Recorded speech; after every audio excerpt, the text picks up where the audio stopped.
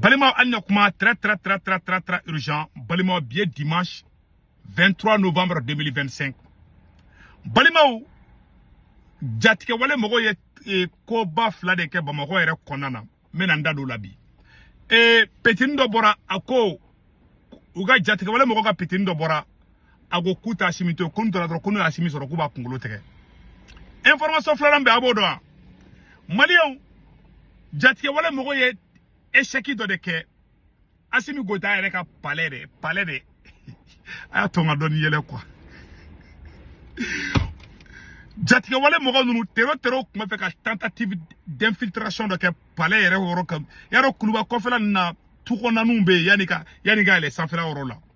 ma nunu moto tigini nunu kuma fe ki kunda yoro fana kan chukondo la Assimi kolosire do la ibiga mo lu ko be ube grenade ni filika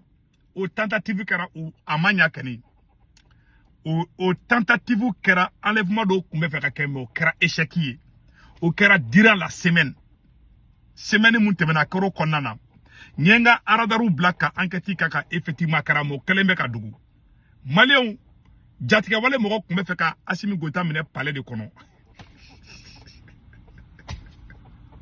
hey Malion ko be dugu kono atonga don nyele quoi enjigaw aitaso enjigaw aitaso o tseka manga gira kungoloma parce que ne be ka kuma fo Assimi Baro ne be ka mo fo Malion ou kuma fe ka tentative doke mais peteni mun bora ka kuma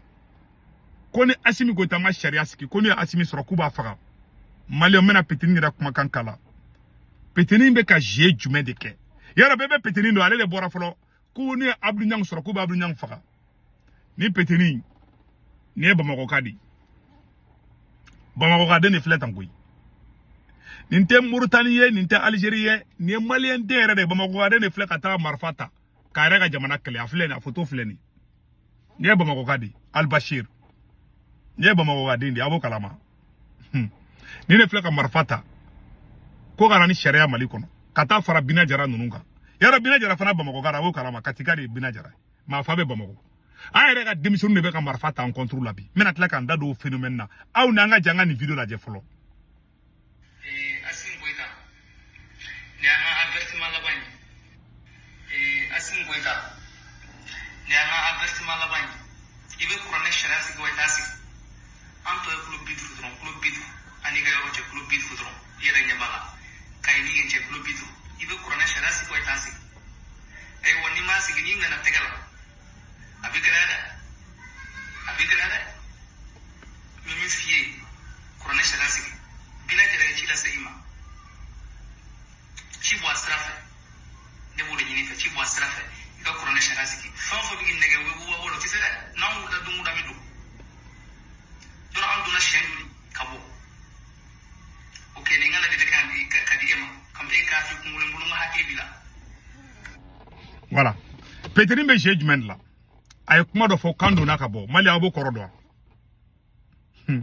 mogo be ka petini nga kuma fe manana ka nere ko ngoni te ngo nere ku video ne mpakuna mais ne enquête do de ke Malion petini fla ka kuma fota akuku do na kabo bila jara ka mogo kuma fe ka taka palais yere de kamade ka taka ataki kei abo kalama amanya chara okeleli manya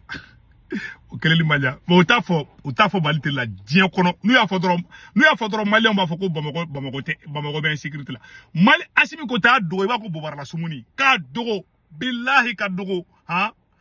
jatike wale mogo tara u me fe ka tentative de ke kuluba Assimi yere ka palais de bina ka mogo me fe ka tayi ni kama na tiana manya obulu akeleni o manya obulu de Assimi garde le no de mercenaires be Mali armée be jatike wale mogo bolo bagato kumbe fe ka Assimi ka sorasi do mine ka taga no mais o fana ma se kanya Mali o dona fo Bamako kono kata fo Assimi ka palais de fana kama mais amanya di anyo information soro kama nya obulu de voilà au moment atina fo groupe où ça donc me fait ka tentative d'exfiltration qualité de cantaro ou nganenge mu kumbu kono me marfama ci de ntaro kuma fe ka taka bomu de blawa ou kuma fe ka fe ke hangen tado fe ke ngudu mais ou ya tenté mais amanya quoi ama fuko bravo à l'armée mais akera ne de filɛ ka kuma in fana kɛra dɛ u taara aéroport kama cogo min na dɛ o plan de kun bɛ ka lajɛ Assimi ka palais yɛrɛ contrôle la mais a ma ɲɛ u bolo armée répliquera mɔgɔ ninnu tununa quoi mɔgɔ t'a dɔn u ma se ka tɛgɛma da u kan yaran de la ka commando invisible ko fana fɔ a ɲɛna n ko de la ka taga essayer fana Dakar sari Bamako bɛ yɔrɔ min na ko bi ne de filɛ ka kuma nin fɔ a ɲɛna mɔgɔ min bɛ Bamako kɔnɔ koyi Binaka mɔgɔ bɛ Bamako kɔnɔ ni kuranɛ cɛ o bɛ Bamako kɔnɔ wallahi billahi ne de filɛ ka fɔ a ɲɛna o bɛ Bamako kɔnɔ dɛ mais mɔgɔ bolo k'u bɛna marifa ci kɛ Bamako kɔnɔ o tɛ marifa ci ne y'a kuma nin fɔ a ɲɛna ala kana Bamako minɛ ala kana to Bamako ka bi Binaka mɔgɔ tɛgɛ kɔnɔ mais nin ko in de bɛ yen bon ni petini filɛ nin ye Bamako ka den de bon sisan an ɲinɛna ko mercenaires bɛ ka na Mali kɛlɛ an bɛ ka ɲinɛ o bɛ kɔ bi an yɛrɛ dama de bɛ kɛlɛ la bi Bina Jara jɔn ye Bina Jara ye katika di Bina Jara y'an dɔ di bon Bina Jara ni petini ninnu de bɛ ka réseau bɛ ɲagami bi n'u kumana a bɛ lamɛn ne filɛ yaro ni ne kumana sa nɔ mɔgɔ caman bɛ fɔ Segu Tunkara e bɛ ka jatigɛ wale mɔgɔ ka jaw bila a ye taa ne ka vidéo kɔrɔ bɛɛ lajɛ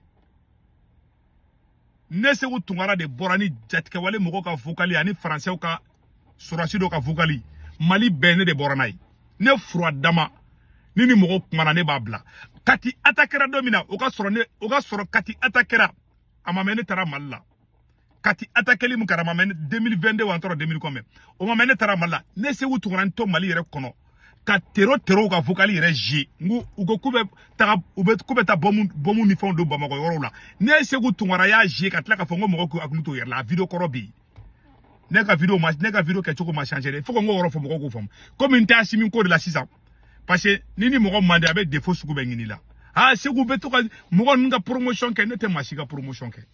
ni ne b'u ka promotion kɛ ne bɛ Amérique kɔnɔ o san b'a sɔrɔ Américains ye ko dɔ kɛ ne la Amérique service renseignement tulo b'a la ne bɛ ka mun fɔ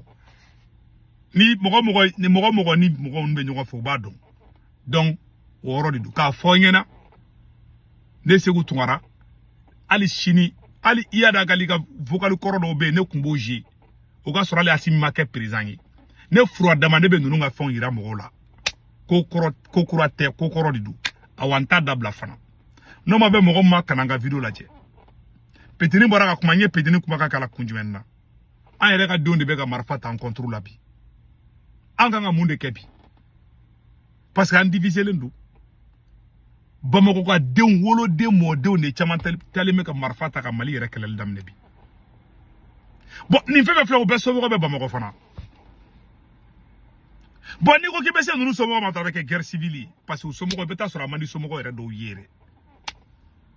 minnu bɛ ka marifa ta ka minnu bɛ moto na bi u caman bɛ u somɔgɔ bɛ Bamako kɔnɔ a bɛɛ ye maliyɛn denw de o de bɛ ka ne yɛrɛ Segu Tunkara kunkolo sufi bon ni jamana bɛ nin cogoya la o ye jamana o ye ka Mali bila ka taa somalisation sira de kan ala k'an kisi o ma solution jumɛn b'o la o ye fara ɲɔgɔn kan di jɔn de kan ka jamanadenw fara ɲɔgɔn kan o ye président di ni président ma se k'o kɛ président kan ka gɛn di mais mun fɔ armée malienne ɲɛna n'a ma Assimi gɛn wallahi a bɛ malo dɔ sɔrɔ hali kare kɔnɔ wulu hali wulu ka gɛrɛn a tɛ kalifa Mali sɔrɔsi la bilen Mali histoire la billahi ne de filɛ ka kuma n'aw ma Assimi gɛn ka Mali sauver billahi Mali bɛ kɛ Somali ou Mali bɛ kɛ Sudani ne de filɛ ka kuma in fɔ an na bi dɛ ni mɔgɔ ninnu filɛ nin Malien den caman bɛ ka don a la dɛ ne Segu Tunkara dɔ kuma na o ko ne ma ko ale natɔla ko Mali polisi dɔw an tɔrɔ gendarme k'ale essence sisan bitɔn na k'u y'o bɔsi ale la ko polisikɛ y'a minɛ an tɔrɔ polisikɛ an tɔrɔ gendarme kɛri n hakili t'a bɛ sɔrɔsi dɔ bɛ tentigi dɔ kɛni don ko y'ale ka bitɔn minɛ ka essence k'a yɛrɛ ka moto la ka dɔ d'ale ma ko foyi ma jigin ale kɔrɔ ko ka taa fara Binaka ne ko ayi n'i n'o kɛ injustice bɛ mɔgɔ kɛ tero ye a ye jamana jɔ tiɲɛ k'a ka jamanadenw fara ɲɔgɔn kan ne kɛra mun fɔ Assimi Goïta échouera a dɛsɛra n'aw Assimi gɛn a gɛn n'aw t'a gɛn don o don kabako ko de bɛ yira Assimi y'a tana sɔsɔ awa ala bana Assimi la a kira bana la parce que a ye ala sɔsɔ ala tigɛra la awa ala bana la ni maliyɛn mun ko k'u bɛ tugu a kɔ a bɛ se ka tugu a kɔ problème t'a la mais aw tɛ hɛrɛ de sɔrɔ a la Assimi tɛ se a sera ka Assimi sera terminus de a tɛ se ka foyi kɛ bilen bilayi talayi an ma ɲini sɔrɔsiw fɛ a ye fɛɛrɛ k'a ka fara o kan ka Assimi gɛn ala sago aw sago nin de filɛ nin aw k'an bɛn ciao